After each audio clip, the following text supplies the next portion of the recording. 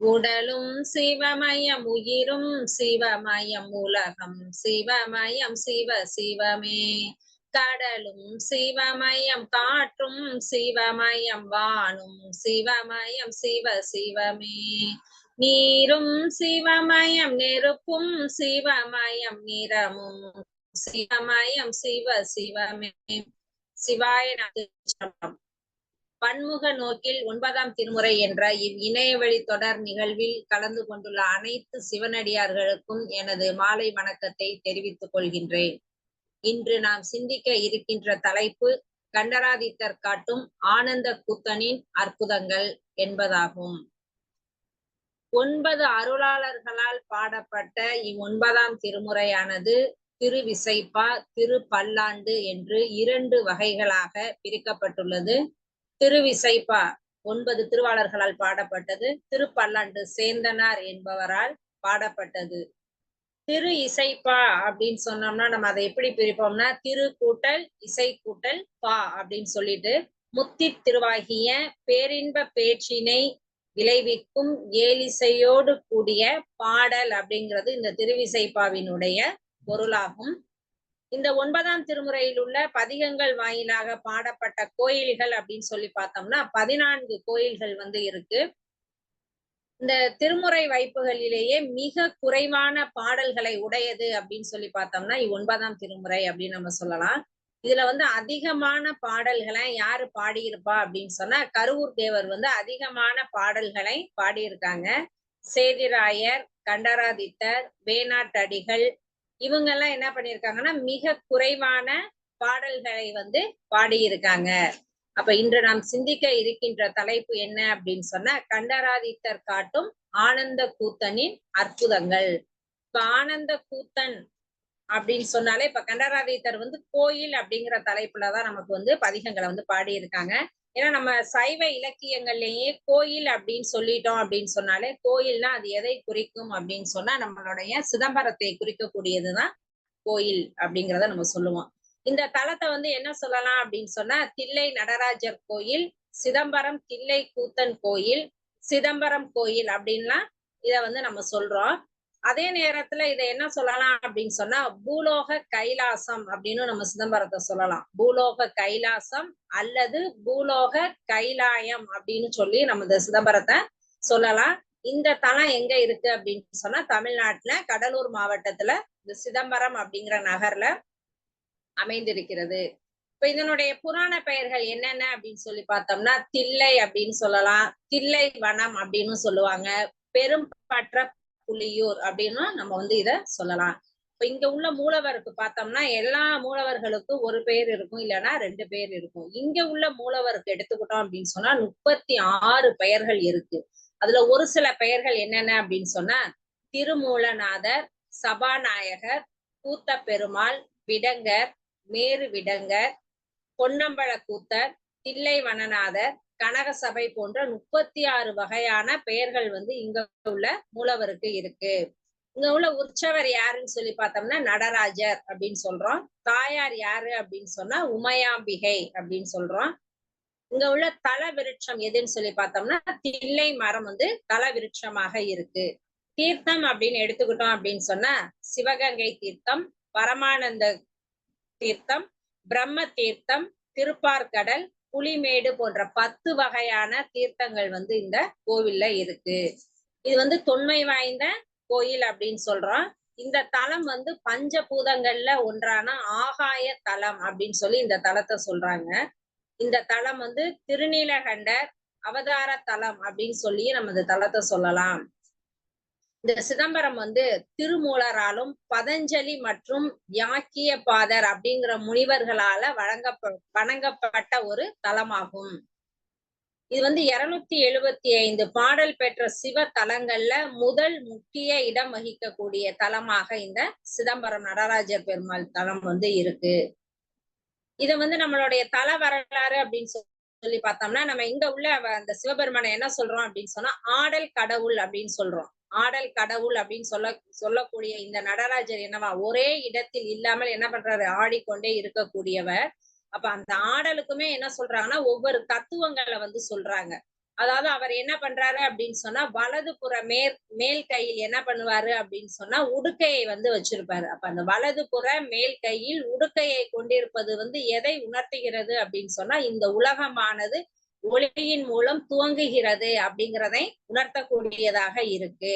அடுத்து பார்த்தோம்னா அந்த இடதுபுற மேல் கையில் உள்ள நெருப்பு என்ன பண்ணுதா என் நேரமும் அழித்து விடுவேன் என்று எச்சரிக்கை கொடுக்கக்கூடியதாக இருக்கு. அடுத்து வலதுபுற கீழ்கையில் வந்து என்ன அப்படின்னு சொன்னா காப்பாற்றுவதை குறிப்பதை போன்று பயப்படாதே நான் இருக்கிறேன் அப்படிங்கிறதை உணர்த்தக்கூடியதாக இருக்கு. அதே மாதிரி இடதுபுற கீழ்கையால் உயர்த்தி இருக்கக்கூடிய அந்த காலை காட்டி என்ன சொல்றாங்க அப்படின்னு சொன்னா தன்னிடம் அடைக்கலம் புகுவோருக்கும் தன்னை வணங்கும் பக்தர்களுக்குமான இடம் அப்படிங்கிறதை உணர்த்தக்கூடியதாக இருக்கு. இந்த நடனத்துல வந்து என்னென்ன தத்துவங்கள்லாம் இருக்கு அப்படின்னு சொன்னா ஆக்கல், அழித்தல், காத்தல் இதெல்லாம் வந்து அணுவினுடைய அந்த இயற்பியல் விதியினுடைய செயல்பாடுகளோடு ஒத்து போகக்கூடியதாக இந்த ஆடல் தத்துவம் இருக்கு அப்படிங்கிறதும் நமக்கு தெரியும். அதே நேரத்துல பார்த்தோம் அப்படின்னு சொன்னா இந்த சிதம்பரம் நடராஜர் கோயில் என்று அந்த அழைக்கப்படக்கூடிய தில்லை நடராஜர் கோயில் வந்து நடனத்தினுடைய அதிபதியான அந்த சிவனினுடைய வடிவமான அந்த நடராஜருக்காகவே அர்ப்பணிக்கப்பட்ட ஒரு கோயிலாக இந்த கோயிலை வந்து சொல்றாங்க. அந்த சிதம்பரம் நகரத்தினுடைய பழமையான பெயர் என்ன அப்படின்னு சொன்னா நனவின் நிலை அப்படின்னு சொல்றாங்க. சிதம்பரம் அப்படிங்கிற நகரத்தினுடைய பெயர் வந்து என்னன்னா நனவின் நிலை அப்படிங்கிறத சொல்லியிருக்காங்க. இந்த கோயில் வந்து கட்டிடக்கலை, ஆன்மீகம், படைப்பு செயல்பாடு மற்றும் தெய்வீக தன்மை இவற்றுக்கு இடையேயான தொடர்பை எல்லாம் குறிக்கக்கூடியதாக இந்த கோயில் இருக்கு. அதே நேரத்துல இந்த கோயிலுடைய அந்த சுவரில் இருக்கக்கூடிய சிற்பங்கள்லாம் என்ன அப்படின்னா அந்த பரத முனியினுடைய நாட்டிய சாஸ்திரத்தில் இருந்து என்ன பண்ணிருக்காங்களாம் இருக்கக்கூடிய அனைத்து விதமான அந்த 108 கரணங்களையும் காட்டக்கூடியதாக இருக்கு அப்படிங்கிறத சொல்றாங்க. இங்க இருக்கக்கூடிய இந்த தோரணைகளை எல்லாம் பார்த்தோம் அப்படின்னு சொன்னா அதை இந்திய நாட்டினுடைய பாரம்பரிய நடனமான அந்த பரதநாட்டியத்தினுடைய அடித்தளத்தை உருவாக்கக்கூடியதாக இருக்கு. இந்த சிதம்பரம் வந்து என்னன்னா சோழர்களின் தலைநகராக இருந்து 10ஆம் நூற்றாண்டில் வந்து கட்டப்பட்டது அப்படிங்கிறத சொல்றாங்க. நடராஜர் வந்து இந்த சிவன் கோயில்ல முதன்மை கடவுளாக இருந்தாலுமே இது வந்து என்னன்னா சக்தி, வைணவம் ஆகியவற்றிலிருந்து முக்கிய கருப்பொருள்களை பயபக்தியுடன் முன்வைக்கக்கூடியதாகவும் இந்த கோயில் இருக்கு அப்படிங்கிறத சொல்லியிருக்காங்க. இப்படிப்பட்ட இந்த சிறப்பு வாய்ந்த சிதம்பரம் கோயில் அப்படின்னு சொன்னாலே நம்ம சிதம்பரம் நடராஜர் கோயில் அப்படின்னு சொல்றோம். இப்ப இப்படிப்பட்ட சிறப்பு வாய்ந்த இந்த கோவிலை நம்ம கண்டராதித்தர் வந்து எப்படி எல்லாம் சொல்லியிருக்காங்க அவருடைய பதிகத்துல அப்படிங்கிறதான் நம்ம வந்து பார்க்க போறோம் அப்படிங்கிற செய்திகளை. அதுக்கு முன்னாடி இந்த தில்லை நடராஜரை பற்றிய ஒரு பாடல். ஆடுகின்றானடி தில்லையிலே அதை பாட வந்தேன் அவன் எல்லையிலே திங்களும் ஆட சூலமும் ஆட திரிசடை மேல் ஒரு கங்கையும் ஆட ஆடுகின்றானடி தில்லையிலே உலகெனும் மாபெரும் மேடையிட்டான் அதில் உயிர்களை எல்லாம் ஆடவிட்டான். உலகெனும் மாபெரும் மேடையிட்டான் அதில் உயிர்களை எல்லாம் ஆடவிட்டான். சிந்திடும் மரம் செடி கொடிகளில் அந்த அம்பலத்தரசன்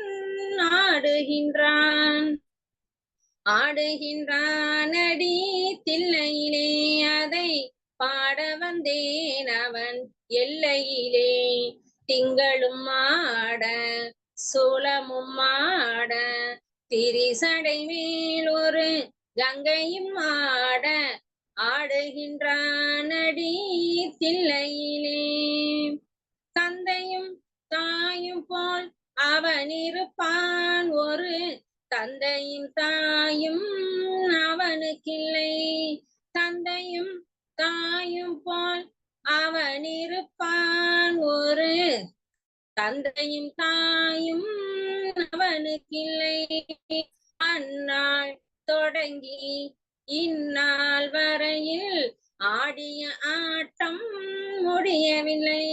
ஆடுகின்றானடி தில்லையிலே அதை பாட வந்தேன் அவன் எல்லையிலே. திங்களும் ஆட சூலமும் ஆட திரிசடை மீதொரு கங்கையும் ஆட ஆடுகின்றானடி தில்லையிலே. பிட்டுக்கு ஏனோ ஆசை கொண்டான் அவன் பிரம்படி தலையில் தாங்கிக் கொண்டான். பிட்டுக்கு ஏனோ ஆசை கொண்டான் அவன் பிரம்படி தலையில் தாங்கிக் கொண்டான். மண்ணை படைத்தவன் மண் சுமந்தான் அதில் மதுரையில் ஆடிய ஆட்டமன்றோ. ஆடுகின்றானடி தில்லையிலே அதை பாட வந்தேன் அவன் எல்லையிலே. திங்களும் ஆட சூலமும் ஆட திரிசடை மீதொரு கங்கையும் ஆட ஆடுகின்றானடி தில்லையிலே. இப்படிப்பட்ட அந்த அருமை வாய்ந்த தில்லை திருத்தலத்தை பற்றிய கோயில் அப்படிங்கிற பாடலை வந்து நம்மளுடைய கண்டராதித்தர் அப்படிங்கிற அடியவர் பாடியிருக்காங்க. அப்ப அந்த கண்டராதித்தர் அப்படின்னா அவரை பற்றிய ஒரு சில செய்திகளை வந்து நம்ம தெரிந்து கொண்டு பதிகத்திற்குள் செல்லலாம். இந்த கண்டராதித்தர் யாரு அப்படின்னு சொல்லி பார்த்தோம் அப்படின்னு சொன்னா, ராஜகேசரி வர்மன் கண்டராதித்தர் வந்து இடைக்கால சோழ மன்னர்களில் முதலாம் பராந்தகனுக்கு பின்னர் வந்து பட்டம் சூட்டி கொண்டவர் அப்படிங்கிறது நமக்கு தெரியுது. இவர் வந்து முதலாம் பராந்தக சோழன் காலத்திலேயே சோழ நாட்டின் வடக்கே வந்து என்ன பண்றாங்க, ராஷ்டிரகூடர்கள்லாம் என்ன பண்றாங்கன்னா நல்ல பலமடைந்து இருக்காங்க. அப்ப அந்த கண்டராதித்தர் ஆட்சியின் போது அவர்கள் என்ன பண்றாங்கன்னா தஞ்சைக்கு முன்னேறி அதனை தாக்கி அழிக்கிறாங்க. இப்ப சோழர்கள் வந்து அந்த பலம் இழந்திருக்காங்க. அப்ப இந்த சந்தர்ப்பத்தை பயன்படுத்தி அவங்க என்ன பண்றாங்க, சோழர்களுக்கு கீழ்பட்டு அவங்களுக்கு திரை செலுத்தி வந்து அந்த பாண்டிய நாட்டையும் என்ன பண்றாங்க, பாண்டிய நாடும் சோழர்களினுடைய அந்த மேல ஆதிக்கத்தை வந்து உதறி தள்ளுறாங்க. பல முறை முயன்றும் என்ன பண்றாங்க அப்படின்னு சொன்னா அந்த சோழ நாட்டின் எல்லைகள் வந்து என்ன பண்ணுதுன்னா குறுகிக்கிட்டே வருது. ஆனா அதை வந்து என்ன பண்ண முடியல அப்படின்னு சொன்னா அந்த கண்டராதித்தரால தடுக்க முடியல அப்படிங்கிறத சொல்லியிருக்காங்க. ஏன்னா அதற்கான ஆள் பலம் அப்படிங்கிறதெல்லாம் அவருக்கு வந்து குறைவாக இருந்திருக்கு அப்படிங்கிறது நமக்கு தெரியுது. இவர் வந்து என்ன முதல் பராந்தக சோழன் இறந்த பிறகு என்ன பண்றாரு அப்படின்னு சொன்னா அவரது இரண்டாவது மகன் தான் யாரு அப்படின்னு சொன்னா கண்டராதித்தர். அப்ப அந்த கண்டராதித்தர் என்ன பண்றாரு அப்படின்னு சொன்னா அரசராக பொறுப்பேற்றுக் கொள்கிறாரு. இவர் வந்து ராசகேசரி அப்படிங்கிற பட்டத்தையும் வாங்கியிருக்காரு. இவரது ஆட்சியில வந்து சோழ பேரரசு என்ன பண்ணதான் வீழ்ச்சிகளை வந்து நிறைய அடுத்தடுத்து வீழ்ச்சிகளை வந்து சந்திக்கிறது. அவர் ஏன் வீழ்ச்சியை சந்திக்குது அப்படின்னா அவருடைய தந்தையினுடைய ஆட்சியின் பொழுது வீழ்ச்சி அடைய ஆரம்பிச்சது. அந்த வீழ்ச்சி வந்து இவருடைய ஆட்சியில என்ன பண்ணுதுன்னா மேலும் மேலும் அதிகரித்து கொண்டே வருகிறது. அப்ப இவர் தந்தையின் கீழ் இருந்த அந்த பாண்டிய நாட்டு அரசன் வீரபாண்டியன் என்ன பண்றான் அப்படின்னு சொன்னா தன்னை வந்து யாருக்கும் கட்டுப்படாத ஒரு அரசராக அவன் வந்து உருவெடுத்துக்கிட்டு வர்றான். அப்ப இவர் தந்தையின் ஆட்சி காலத்துல ராஷ்டிரகூட மன்னன் 3ஆம் கிருஷ்ணதேவன் தொண்டை நாட்டையும் திருமுனைப்பாடி நாட்டையும் வெற்றி கொண்டதால சோழ நாடு மட்டுமே என்ன பண்ணிருக்கு, இந்த கண்டராதித்த சோழனினுடைய கட்டுப்பாட்டுல இருந்திருக்கு. அப்ப தன் கைவிட்டு போன அந்த பாண்டிய நாட்டை வந்து திரும்பவும் கைப்பற்ற வேண்டும் அப்படிங்கிற எண்ணம் வந்து அவர் மனதுல இருந்துச்சு. ஆனால் இறுதி வரை அந்த ஆசை வந்து அவருக்கு வந்து நிறைவேறவே இல்லை அப்படிங்கிறத சொல்றாங்க. அதே நேரத்துல இவரை எடுத்துக்கிட்டோம் அப்படின்னு சொன்னா இவர் மிக தீவிரமான ஒரு சிவன் பக்தர் அப்படிங்கிறதோட மட்டுமல்லாமல் சிறந்த தமிழ் புலமையையும் பெற்றிருந்தார். இவர் வந்து தில்லை திருச்சிற்றம்பலம் அடியார் மீது தீவிரமான பக்தி கொண்டவர். அவர் மீது பாடிய இந்த பக்தியினாலதான் அவர் பாடிய திருப்பதிகம் அப்படிங்கிறது சைவ திருமுறைகளில் 9ஆம் திருமுறையில இருக்கு. இப்ப இவர் பாடிய திருப்பதிகத்தில் இவர் வந்து தன்னை என்ன சொல்றாரு அப்படின்னு சொன்னா கோழிவேந்தன் அப்படின்னு சொல்றாரு, தஞ்சையர்கோன் அப்படின்னு சொல்லி இருக்காரு. இவர் வந்து தீவிரமான சிவபக்தர் அப்படின்னு சொன்னாலும் இவர் என்ன பண்ணல, பிற சமயத்தை வந்து இவர் வந்து வெறுத்தது கிடையாது. இவர் அமைத்த கண்டராதித்த சதுர்வேதி மங்கலத்துல கண்டராதித்த விண்ணகரம் அப்படிங்கிற வைணவ சமயத்தினர் வணங்கக்கூடிய திருமால் கோட்டம் அப்படிங்கிற ஒன்றையும் இவர் வந்து அமைத்திருக்கிறாரு. இவர் வந்து பிற சமயத்தின் மீதும் வைத்துள்ள மரியாதை குறித்து திருநாவுக்கரசு சுவாமிகள் என்ன பண்றாங்களா இவரை வந்து புகழ்ந்து பாடியிருக்காங்க. இப்ப இன்றைய காலகட்டங்கள்ல இது போன்ற மத நல்லிணக்க எண்ணங்கள் வந்து மிக அவசியமாக இருக்கு அப்படிங்கறத நம்ம என்ன பண்ணலாம், இதன் மூலமாக நம்ம வந்து புரிந்து கொள்ளலாம். இவர் வந்து சைவத்தின் மீது பற்றுடையவராக இருந்தாலும் வைணவ மதத்தையும் ஆதரிச்சிருக்காரு. இந்த கண்டராதித்தருக்கு என்ன அப்படின்னா 2 மனைவிகள். முதலாம் அவர் யாரு அப்படின்னு சொன்னா வீர நாராயணி அப்படிங்கிறவங்க. இவங்க வந்து 2வது வந்து யாரு அப்படின்னு சொன்னா செம்பியன் மாதேவியார். ஏன்னா முதல் மனைவி வந்து இறந்துடுறாங்க. அதனால 2வது மனைவி வந்து செம்பியன் மாதேவியார் அப்படின்னு சொல்றாங்க. இப்ப வந்து அவங்க என்ன பண்றாங்க அப்படின்னு சொன்னா அந்த செம்பியன் மாதேவியார் வந்து கண்டராதித்தர் வந்து இறந்த பிறகு அவங்க வந்து கண்டராதித்தம் அப்படிங்கிற ஒரு கற்றளி அமைத்து அந்த படிமத்துல தம்முடைய கணவன் வந்து இறைவனை வழிபடுவது போன்று அமைத்திருக்கிறாங்க. இந்த கண்டராதித்தனுக்கு வந்து மும்முடி சோழன் அப்படிங்கிற ஒரு பெயரும் வந்து இருக்கு.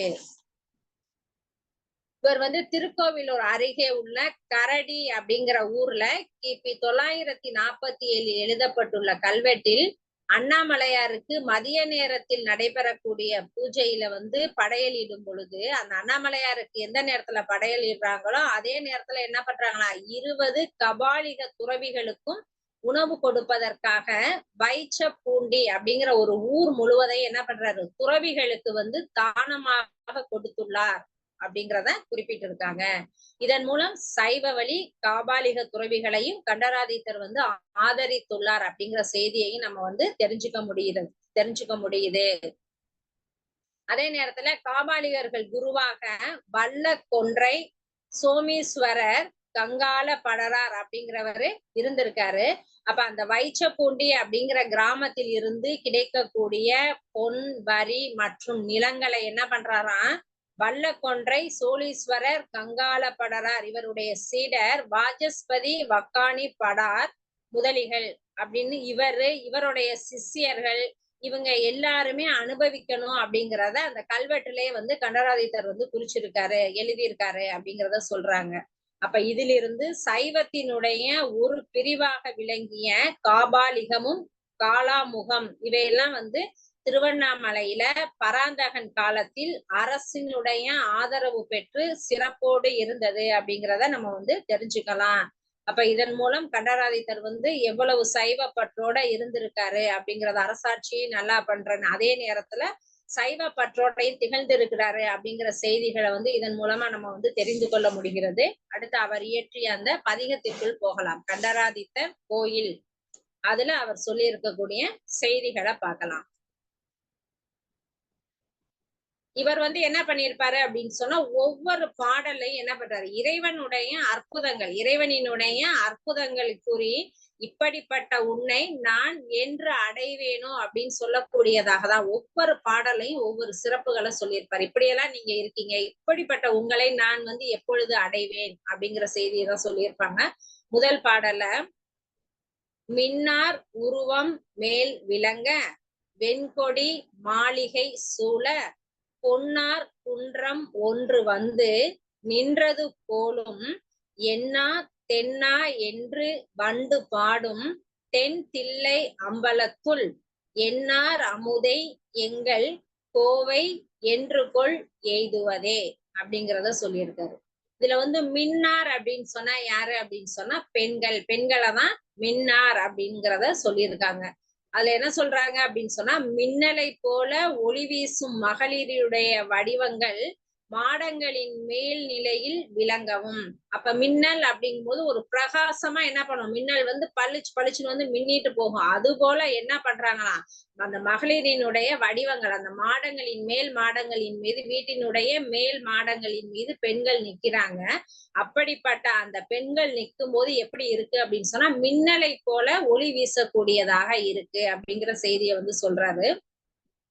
அதே நேரத்துல அவங்க இருக்கக்கூடிய அந்த மாளிகைகளை சுற்றி என்ன கொடிகள் அப்படின்னு சொன்னா வெண்மையான கொடிகள் வந்து என்ன பண்ணியிருக்கோம் அந்த மாளிகைகளை சுற்றி படர்ந்து இருக்கு அப்படிங்கிறத சொல்றாங்க. அப்படிப்பட்ட அப்படியெல்லாம் அமைந்த அழகான அந்த தில்லை அப்படிங்கிற திருத்தலத்தில் பொன்னாளாகிய மலை ஒன்று வந்து என்ன பண்ணுது அந்த ஊரில் தங்கிவிட்டது அப்படின்னு கருதக்கூடிய அளவுக்கு என்ன பண்ணுதா, தென்னா என்ற இசை ஒலியை எழுப்பி வண்டுகள் வந்து பாடுது. அப்ப வண்டுகள் வந்து பாடக்கூடியதையும் ஒரு வண்டுகள் வந்து ரீங்காரம் இடுது அப்படின்னு சொல்றோம். இந்த பாடல்ல இவர் கண்டராதித்தர் என்ன சொல்றாருன்னா, வண்டுகள் வந்து தென்னா அப்படிங்கிற ஒரு இசை ஒலியை எழுப்புது அப்படிங்கிறத சொல்லியிருக்காரு.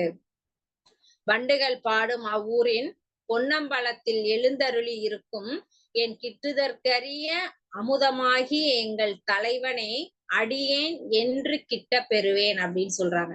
இப்படிப்பட்ட இவ்வளவு சிறப்பு வாய்ந்த இவ்வளவு அற்புதங்கள் நிறைந்த அந்த சிவபெருமானை நான் எல்லாரும் வந்து பாக்குறாங்க. அப்படிப்பட்ட அந்த தலைவனை வந்து பார்க்கக்கூடிய பாக்கியம் எனக்கு எப்பொழுது கிட்டும் அப்படின்னு சொல்லிட்டு வேணாட்டடிகள் இந்த பாடல சொல்லியிருக்காங்க.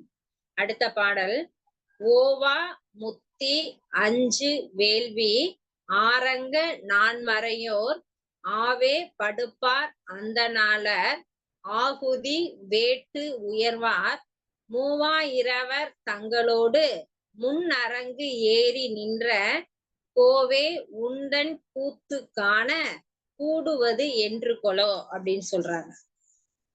இதுல வந்து ஓவா அப்படின்னு சொன்னா ஒளியாத அப்படின்னு சொன்னா என்றுமே அணையாத அப்படிங்கறதான் சொல்லியிருக்காங்க.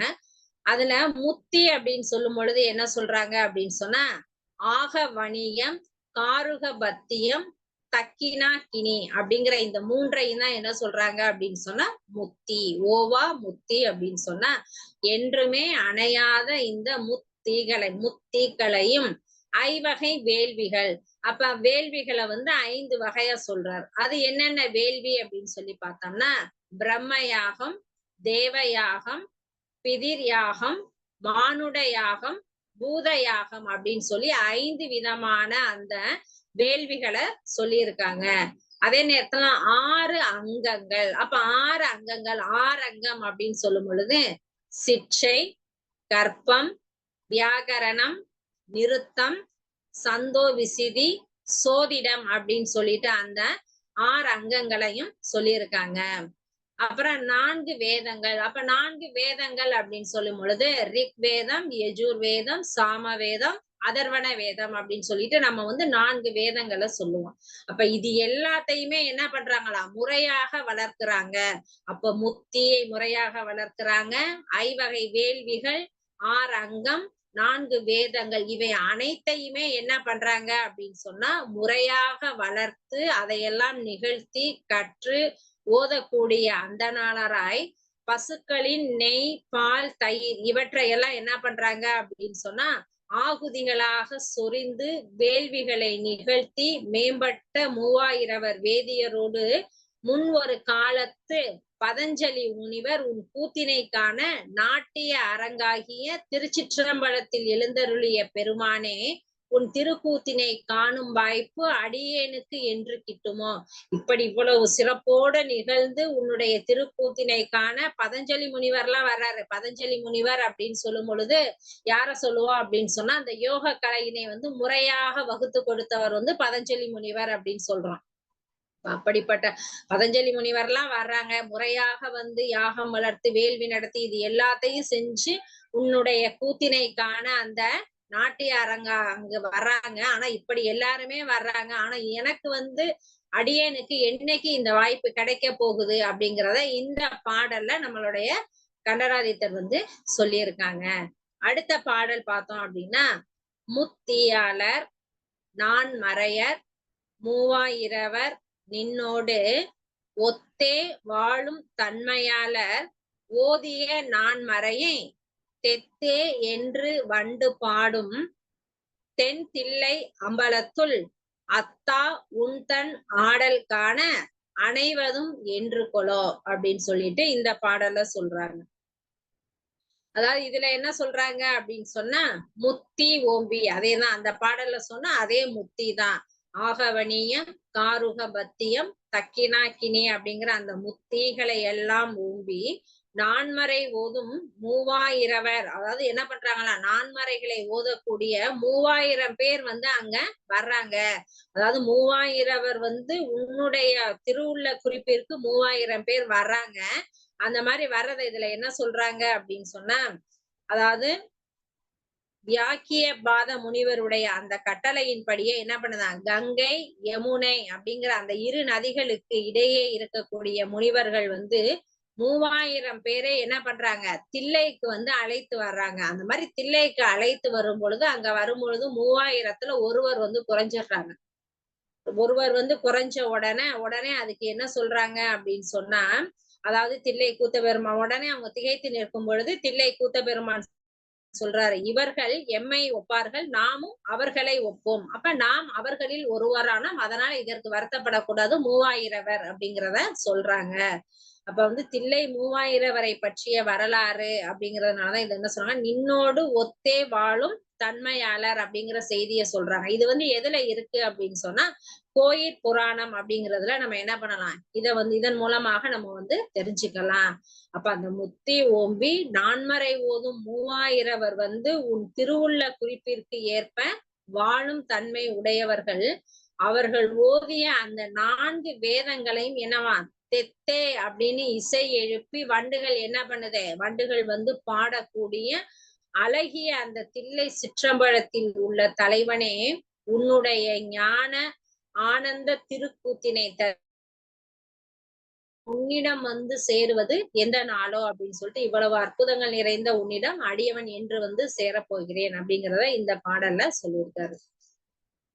அடுத்த பாடல், மானை குறையும் மடமென் நோக்கி மா மலையாளோடும் ஆனஞ்சு ஆடும் சென்னி மேல் ஓர் அம்புலி சூடும் அரண் தேனை பாலை தில்லை மல்கு செம்பொனின் அம்பலத்து கோனை ஞான கொழுந்து தன்னை கூடுவது என்று கொலோ அப்படிங்கிறத சொல்லியிருக்காரு.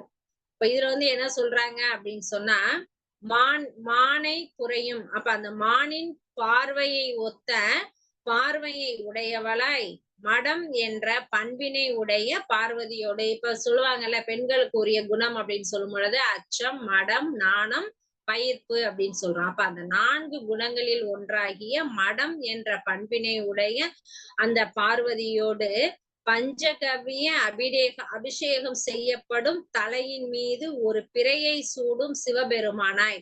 அப்ப இந்த இடத்துல பஞ்சகவிய அபிஷேகம். அப்ப பஞ்சகவியம் அப்படின்னு சொன்னா என்னது, பஞ்சம் அப்படின்னு சொன்னா நம்ம வந்து 5 அப்படின்னு சொல்லுவோம். அந்த பசுவில் இருந்து கிடைக்கக்கூடிய பொருட்களால் உருவாக்கப்படக்கூடிய ஒரு நீர்ம கலவையை தான் நம்ம என்ன சொல்லுவோம், பஞ்சகவியம் அப்படின்னு சொல்லுவோம். அப்ப அதுல என்னென்னலாம் சேர்ப்பாங்க அப்படின்னு சொன்னா, பசும்பால், பசு நெய், பசுந்தயிர், பசுங்கோமயம், பசும் சாணம், இது எல்லாத்தையும் சேர்ந்த ஒரு நீர்ம கலவையை தான் நம்ம வந்து பஞ்சகவியம் அப்படின்னு சொல்றோம். இத வந்து என்ன பண்றாங்க அப்படின்னு சொன்னா, சிவபெருமானுக்கு வந்து அபிஷேகம் செய்யறாங்க.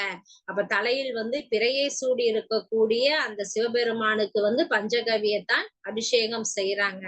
அப்ப தேன் போலவும் பால் போலவும் இனியனாய் தில்லை திருத்தலத்தில் விளங்குகின்ற செம்பொன்மயமான அந்த அம்பலத்தில் உள்ள தலைவனாய் ஞான கொழுந்தாய் உள்ள எம்பெருமானை அடியேன் கூடும் நாள் எந்நாளோ அப்படிங்கிறத சொல்லியிருக்காரு. இவ்வளவு சிறப்பு வாய்ந்த உன்னை நான் என்று வந்து கூட போகிறேன், என்று வந்து உன்னை காண போகிறேன் அப்படின்னு சொல்லி இந்த பாடல்ல சொல்லியிருக்காங்க. அடுத்த பாடல், களி வான் உலகில் கங்கை நங்கை காதலனே அருளென்று ஒளி மால் முன்னே வரங்கிடக்க உன் அடியாருக்கு அருளும் தெளிவார் அமுதே தில்லை மல்கு செம்பொனின் அம்பலத்துள் ஒளி வான் சுடரே உன்னை நாயேன் கூறுவதும் என்று கொலோ அப்படின்னு சொல்றாங்க. இப்ப களி அப்படின்னு சொன்னாலே நம்ம என்ன சொல்லுவோம், மகிழ்ச்சி, இன்பம் அப்படிங்கறதுதான் களி அப்படின்னு சொல்றோம். அப்ப களி வான் உலகில் கங்கை நங்கை, அப்ப கழித்து வாழ்தற்குரிய வானுலகிற்கு உரிய கங்கை என்ற பெண்ணினுடைய கணவனே அப்படின்னு சொல்லிட்டு அந்த சிவபெருமான சொல்றாங்க. எனக்கு நீ வந்து அருள் செய்வாயாக அப்படின்னு சொல்லிட்டு அழகை உடைய திருமால் வந்து என்ன பண்றாரு, உன் முன்னே வரம் வேண்டி படுத்து கிடக்கவும் அவனுக்கு அருளாது, அதாவது வரம் வேண்டி அழகை உடைய அந்த திருமாலை உன்முன் வந்து படுத்து கிடக்குறாரு, எனக்கு வரம் தரணும் அப்படின்னு சொல்லிட்டு. ஆனா அவருக்கு அந்த திருமாலுக்கு வந்து நீ வந்து அருள் செய்யல. உன் அடியவர்களுக்கு தான் என்ன பண்ற, நீ வந்து அருள் செய்யற, உன் அடியவர்களுக்கு அருள் செய்யும் தெளிவு பொருந்திய அமுதோ அப்படின்னு சொல்லிட்டு அந்த தில்லை திருப்பதியில் விளங்குகின்ற செம்பொன்மயமான அந்த அம்பலத்துள் ஒளி வீசும் மேம்பட்ட ஒளியே உன்னை நாய் போன்ற கடையேனாகிய நான் என்று வந்து அடைவேன் அப்படின்னு சொல்றாரு. அதாவது நல்ல அழகு பொருந்திய திருமாலை என்ன பண்றாரு, உன் அடியில வந்து விழுந்து கிடக்குறாரு, எனக்கு அருள் செய்யணும். ஆனா நீ அவரை திரும்பி கூட பார்க்காம உன் அடியார்களுக்கு தான் நீ வந்து அருள் செய்யற, அப்படிப்பட்ட அற்புதமானவர் நீ, அப்படிப்பட்ட உன்னை நாய் போன்ற நான் வந்து என்று வந்து உன்னிடம் சரணடைவேன் அப்படின்னு சொல்லி இந்த பாடல்ல கேட்கிறாரு. அடுத்த பாடல், பாரோர் பாரோர் முழுதும் வந்திரைஞ்ச பதஞ்சலிக்கு ஆட்டு உகந்தான் வாரார் முளையால் மங்கை பங்கன் மாமறையோர் வணங்க சீரால் மல்கு தில்லை செம்பொன் அம்பலத்து ஆடுகின்ற காரார் மிடற்று எம் கண்டனாரை காண்பதும் என்று கொலோ அப்படின்னு சொல்றாரு. அதாவது இதுல வந்து என்ன அப்படின்னு சொன்னா, பாரோர், பார் அப்படின்னு சொன்னா உலகம், பார் அப்படிங்கும்போது நம்ம உலகம் அப்படின்னு சொல்லுவோம், தரணி அப்படின்னு சொன்னாலும் உலகம் அப்படின்னு சொல்லுவோம். அததான் இதுல என்ன சொல்றாரு அப்படின்னு சொன்னா, உலகில் உள்ள மக்கள் எல்லாம் தன்னை வந்து வணங்கவும் பதஞ்சலி முனிவருக்காக திருக்கூத்து ஆடுதலை விரும்பி மேற்கொண்டவராய், அதான் சொன்ன பதஞ்சலி அப்படிங்கும் பொழுது அந்த யோக கலையினை வந்து நமக்கு முறையாக வகுத்து கொடுத்தவர் வந்து பதஞ்சலி முனிவர் அப்படின்னு சொல்றான். இது வந்து பதஞ்சலி யோக சூத்திரம் அப்படிங்கிற அந்த அவர் எழுதிய பதஞ்சலி யோக சூத்திரம் அப்படிங்கிற அந்த நூல் தான் என்னது, யோக கலைக்கு வந்து அடிப்படையாக விளங்கக்கூடியதாக இருக்கிறது. அப்படிப்பட்ட அந்த பதஞ்சலி முனிவருக்காக திருக்கூத்து ஆடுதலை விரும்பி மேற்கொண்டவராய் கச்சனிந்த முளையை உடைய அந்த பார்வதி பாகனாய் மேம்பட்ட வேதியர்கள் வணங்க சிறப்பால் மேம்பட்ட அந்த தில்லை அம்பதியின் செம்பொன் அரங்கில் திருக்கூத்து நிகழ்த்துகின்ற நீலகண்டனாகிய எம் தலைவனை என்னால் நான் காண்பேனோ அப்படிங்கிறத இந்த பாடல்ல வந்து சொல்லியிருக்காரு. அதாவது இதுல என்ன சொல்லுவாங்க அப்படின்னு சொன்னா, அந்த இறைவனது திருநடனத்தை தில்லையிலே காண்பதற்காக முதற்கண் தவம் செய்திருந்தவர் யாரு அப்படின்னு சொன்னா, வியாக்கியர பாத முனிவர் அப்படிங்கிறவர் தான் இந்த இறைவனது திருநடனத்தை தில்லையிலை காண்பதற்காக தவம் செய்திருந்தவர் அப்படின்னு சொல்றாங்க. பின்பு வந்து அவரோட யார் சேர்ந்துகிட்டா அப்படின்னு சொன்னா, இந்த பதஞ்சலி முனிவர் வந்து பின்னால அந்த வியாக்கியர பாத முனிவரோட சேர்ந்து கொண்டவர் பதஞ்சலி முனிவர் அப்படிங்கிறத சொல்லியிருக்காங்க. அப்ப அந்த அவரோடு வந்து 2 பேருமா சேர்ந்த பின்பு இருவருக்குமாக இறைவன் என்ன பண்றாராம், தில்லையிலே வந்து திருநடனம் காட்டினார் அப்படிங்கிறத கோயில் புராண வரலாறு அப்படிங்கிற அந்த நூல்ல நம்ம வந்து தெரிஞ்சுக்கலாம். அடுத்த பாடல், இளையார் கதிர்வேல் இலங்கை வேந்தன் 20 தோளும் இர மலைதான் எடுத்த மற்றவர்க்கு வாளோடு நாள் கொடுத்தான் சிலையால் புறமூன்று எய்த வில்லி செம்பொனின் அம்பலத்து கலை ஆர் மறி கையினானை காண்பதும் என்று கொலோ அப்படின்னு சொல்றாங்க. இப்ப இதுல வந்து என்ன சொல்றாங்க அப்படின்னு சொன்னா, இலை வடிவமாக அமைந்த அந்த ஒளி பொருந்திய வேலை ஏந்திய இலங்கை மன்னனுடைய 20 தோள்களும் என்ன பண்ணுதான், நொறுங்குமாறு செய்து கைலை மலையை எடுத்த அவனுக்கு சந்திரகாசம் அப்படிங்கிற வாளோடு முக்கோடி வாழ்நாளும் கொடுத்தவனாய் வில்லினால் முப்புறங்களையும் எய்த வில்லாளனாய் செம்பொன்மயமான அந்த சிற்றம்பலத்தில் மான்கன்றை ஏந்திய கையனாய் உள்ள பெருமானை அடியே என்னால் காண்பேனோ அப்படின்னு சொல்லி இந்த பாடல்ல சொல்றாரு. அடுத்த பாடல், வெங்கோல் வேந்தன் தென்னன் நாடும் ஈழமும் கொண்ட திரள் செங்கோர் சோழன் கோழி வேந்தன் செம்பியன் பொன் அணிந்த அங்கோல் வளையார் பாடி ஆடும் அணி தில்லை அம்பலத்துள் எங்கோன் ஈசன் எம் இறையை என்று கொள் எய்துவதே அப்படிங்கிறத சொல்லியிருக்காரு. அதாவது இதுல வந்து தென்னன் அப்படின்னு சொல்லும் பொழுது யாருன்னா பாண்டியனை தான் நம்ம வந்து தென்னன் அப்படின்னு சொல்லுவோம். அப்ப கொடுங்கோலினை உடைய அரசனான அந்த பாண்டியனுடைய நாட்டையும் இலங்கையையும் கைப்பற்றிய ஆற்றலை உடைய செங்கோலை உடைய சோழ மரபினனாய் உறையூரை கோநகராக கொண்டு சிபி மரபினனாய் ஆண்ட பராந்தக சோழன் பொன்வேய்ந்த அழகிய திரண்ட வளையல்களை உடைய மகளிர் பாடியும் ஆடியும் நற்பணி செய்யும் அழகிய தில்லை அம்பலத்துள் எம் தலைவனாய் எம்மை அடக்கி ஆள்பவனாய் உள்ள எம் இறைவனை என்று அடைய போகிறேனோ அப்படிங்கிறத சொல்லியிருக்காரு. அதாவது இதுல என்ன சொல்றாங்க அப்படின்னு சொன்னா, செம்பியன் அப்படின்னு சொன்னாலே சோழன், செம்பியனை வந்து சோழன் அப்படின்னு சொல்றோம். அதே நேரத்துல தென்னன் அப்படின்னு சொல்லும் பொழுது பாண்டியன். அப்ப பாண்டியன் அப்படிங்கும் பொழுது இவரால குறிக்கக்கூடிய அந்த சோழன் காலத்தில் இருந்த பாண்டியன் என்ன பண்றான், கொடுங்கோலனா இருந்தான். சோழர்கள் ஆட்சி செய்யும் பொழுது ஆட்சி செய்த பாண்டியன் மன்னன் எப்படி இருந்தானா, கொடுங்கோல் மன்னனாக இருந்தான் அப்படிங்கறதான் வெங்கோல் வேந்தன் அப்படிங்கிறத சொல்லியிருக்காங்க. அதே நேரத்துல ஈழம் அப்படின்னு சொல்லும் பொழுது ஈழ நாடு அப்படிங்கும் போது இலங்கையை தான் நம்ம வந்து ஈழம் அப்படின்னு சொல்லுவோம். கோழி அப்படிங்கும் பொழுது உறையூர், செம்பியன் அப்படிங்கும் பொழுது சோழன் அப்படின்னு சொல்லலாம். அப்ப இத வந்து என்ன சொல்றாங்க அப்படின்னு சொன்னா, தூய செம் பொன்னினால் அப்படிங்கும் பொழுது எழுதி மேய்ந்த சிற்றம்பலம் அப்படிங்கிறத அப்பர் வந்து முன்னாடியே நமக்கு வந்து சொல்லியிருப்பாரு. அப்ப இதனாலதான் என்ன சொல்றாங்கன்னா, தில்லை சிற்றம்பலம் அப்படிங்கிறது பொன் வேயப்பட்டு பொன்னம்பலமாய் விளங்கினமை வந்து நம்ம வந்து தெரிஞ்சுக்கலாம் அப்படிங்கிறத சொல்லியிருக்காங்க. அப்ப இதுல என்ன சொல்றாங்க அப்படின்னு சொன்னா, இதனைதான் அதனாலதான் பொன் வேய்ந்தவன் இரணிய வன்ம சக்கரவர்த்தி அப்படின்னு சொல்றாங்க. அப்ப இந்த இரணிய வன்ம சக்கரவர்த்தி அப்படின்னா அவர் யாரு அப்படின்னு சொன்னா, சூரியன் மகனாகிய மனுவினுடைய மகன் தான் இவன் அப்படிங்கிறத கோயில் புராணம் அப்படிங்கிற ஒரு நூல்ல இருந்து நம்ம வந்து தெரிஞ்சுக்கலாம். அப்ப சோழ மன்னர்கள் அப்படிங்கும் போது அவங்க வந்து யாருடைய மரபை சேர்ந்தவர்கள் அப்படிங்கும் பொழுது மனுவின் வழியினர் தான் இந்த சோழர்கள் அப்படிங்கிறத சொல்லியிருக்காங்க. அப்ப அந்த சோழர் குலத்தில் தோன்றிய மன்னர்கள் சிலர் என்ன பண்றாங்க, சிற்றம்பலத்தையும் பேரம்பலத்தையும் அந்த பொன் வேயக்கூடிய திருப்பணியையும் செய்தவர்கள் அப்படிங்கிறத சொல்றாங்க. இதுல வந்து என்ன சொல்றாங்கன்னா, இந்த ஆசிரியரால் குறிக்கப்பட்டவர் யாரு அப்படின்னு சொன்னா முதற் பராந்தகன் அப்படிங்கிறதையும் சொல்லியிருக்காங்க. அடுத்த பாடல், நெடியானோடு நான்முகனும் வானவரும் நெருங்கி முடியால் முடிகள் மோதி உக்க முழு மணியின் திரளை அடியார் அழகினால் திரட்டும் அணிதில்லை அம்பலத்து கடியார் கொன்றை மாலையானை காண்பதும் என்று கொலோ அப்படிங்கிறத சொல்லியிருக்காங்க.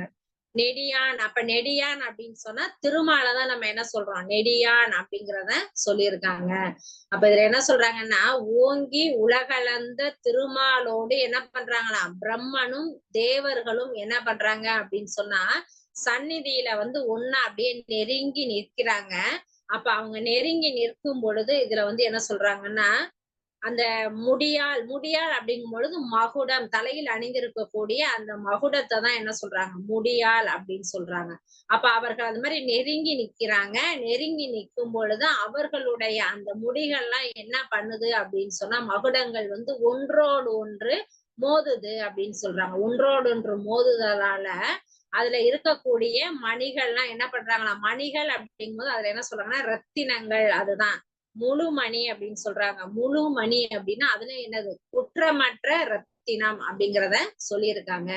அப்ப அந்த முடிகள்லாம் என்ன பண்ணுது அப்படின்னா ஒன்றோடு ஒன்று மோதுது. மோதுதலால அங்க என்ன சிதறுது அப்படின்னு சொன்னா அந்த ரத்தினங்கள் எல்லாம் சிதறுகிறது அப்படிங்கிறத சொல்றாங்க. அப்படி இந்த சிதறுகின்ற குவியலை அடியவர்கள் என்ன பண்றாங்களா, திருவழக்கை கொண்டு திரட்டி வைக்கும் அழகிய தில்லை அம்பலத்துள்ள நறுமணம் கமலும் கொன்றை பூ மாலையனாகிய அந்த சிவபெருமானை அடியேன் என்னால் காண்பேனோ அப்படின்னு சொல்லிட்டு இந்த பாடல்ல சொல்லியிருக்காரு. அடுத்து இறுதி பாடல்ல, சீரால் மல்கு தில்லை செம்பொன் அம்பலத்தாடி தன்னை காரார் சோலை கோழி வேந்தன் தஞ்சையர் கோன் கலந்த ஆரா இன்சொல் கண்டராதித்தன் அருந்தமிழ் மாலை வல்லார் பேரா உலகில் பெருமையோடும் பேரின்பம் எய்துவரே. அதாவது சிறப்பான அந்த ஏன்னா இதுல வந்து சீரால் அப்படின்னு சொல்லும் பொழுது சீர் அப்படின்னு சொன்னாலே இதுல வந்து என்ன அப்படின்னு சொன்னா புகழ் அப்படிங்கறதான் சீரால் அப்படின்னா புகழ், மல்க அப்படின்னா உலகம் அப்படின்னு நம்ம சொல்லலாம். அப்ப அந்த சிறப்பா புகழால் உலகெங்கும் நிறைந்த அப்படிங்கறதான் சீரால் மல்கு தில்லை செம்பன் அப்படிங்கறத சொல்லியிருக்காங்க. அப்ப சிறப்பால் மேம்பட்ட அந்த தில்லை நகரில் இருக்கக்கூடிய செம்பொன்னம்பலத்தில் கூத்து நிகழ்த்தும் சிவபெருமானை பற்றி மேகங்கள் பொருந்திய சோலைகளை உடைய அந்த உறையூர் மன்னனும் தஞ்சை மாநகரில் உள்ள அரசனும் ஆகிய கண்டராதித்தன் வந்து என்ன பண்றாரு, திருவருளோடு கலந்து தெவிட்டாத இனிய சொற்களால் பாடிய அந்த அரிய தமிழ் பாமாலையை பொருளுணர்ந்து கற்று பாட வல்லவர்கள் ஒருமுறை சென்றால் மீண்டும் அவ்விடத்தினின்றும் திரும்பி நில உலகிற்கு பிறப்பெடுக்க வராத அந்த வீட்டுலகில் பெருமையோடு பேரானந்தத்தை அடைவார்கள் அப்படிங்கிறத இந்த பாடல வந்து சொல்லியிருக்காரு. அப்ப இவ்வளவு அற்புதம் வாய்ந்த அந்த தில்லை நடராஜர் ஆலயத்தில் வந்து அந்த தில்லை நடராஜ பெருமானினுடைய சிறப்புகளை வந்து கண்டராதித்தர் வந்து சிறந்த முறையில சொல்லியிருக்காரு. அப்ப அந்த தில்லை நடராஜரை பற்றிய இன்னொரு பாடலையும் நம்ம பார்க்கலாம். ஏன்னா அவரை வந்து நம்ம சிதம்பரநாதன் அப்படின்லாம் நம்ம சொல்றோம். அப்ப அது சிதம்பரநாதரை பற்றி ஒரு பாடல். ஓ சிதம்பரநாதனே தில்லை நடராஜனே சிவகாமி நேசனே வா, உன் நடனத்தை காணவே நாடி வந்தேன் சிவனே நலம் பெறவே அருள்வாய். ஓ சிதம்பரநாதனே, ஓ சிதம்பரநாதனே தில்லை நடராஜனே சிவகாமி நேசனே வா, உன் நடனத்தை காணவே நாடி வந்தேன் சிவனே நலம் பெறவே அருள்வாய். பிட்டுக்கு மண் சுமந்த நேசனே கையால் பிரம்படி பட்ட பரமேசனே, பிட்டுக்கு மண் சுமந்த நேசனே கையால் பிரம்படி பட்ட பரமேசனே, கட்டுக்கட்டாய் விறகினை கடைத்தெருவில் விற்று வந்த கைலகிரிநாதனே வா, உன் நடனத்தை காணவே நாடி வந்த சிவமே நலம் பெறவே அருள்வாய். ஓ சிதம்பரநாதனே, ஓ சிதம்பரநாதனே தில்லை நடராஜனே சிவகாமி நேசனே வா, உன் நடனத்தை காணவே நாடி வந்தேன் சிவனே நலம் பெறவே அருள்வாய், நலம் பெறவே அருள்வாய். அதாவது அடியார்களாகிய நாம் கோவிலை வெறும் பிரார்த்தனை மண்டபமாக பார்க்காமல் இறைவன் நமக்காக குடிகொண்டு இருக்கக்கூடிய இடமாகவே பக்தர்கள் கருதி வழிபாடு நடத்துகிறார்கள். அந்த இறைவனினுடைய அருளை அமைதியான முறையில் நடக்கக்கூடிய அந்த கோவில் வழிபாட்டின் மூலமே நாம் எளிதில் பெற முடியும். ஆதலால் இறைவனை வணங்கி ஆனந்தமயமான வாழ்வை மேற்கொள்வோம். நான் உடைந்து போக 1000 காரணங்கள் உண்டு, ஆனால் நான் உயர்ந்து வர ஒரே வழி என் ஈசன் மட்டுமே என்று கூறி வாய்ப்பிற்கு நன்றி கூறி விடைபெறுகிறேன். நன்றி.